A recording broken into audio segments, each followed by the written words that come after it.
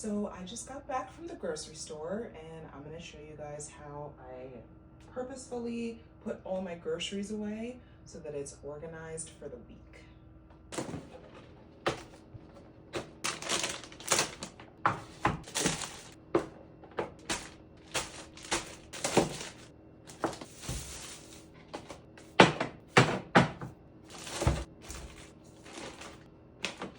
In my fridge, I organize the top layer for breakfast, the middle layer for lunch, and the bottom for dinner.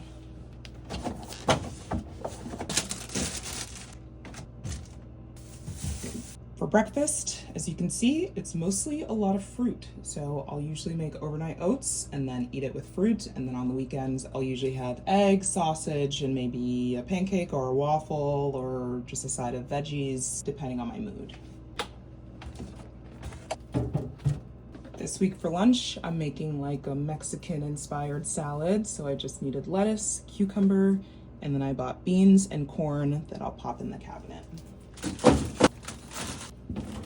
Now for dinner, I'm making a cabbage, carrot, chicken, peanut bowl situation. So now those are all ready on the bottom.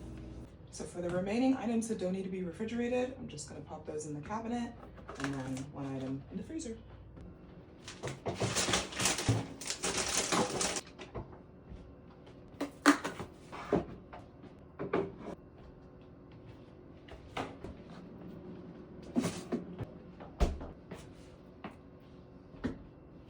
We're done.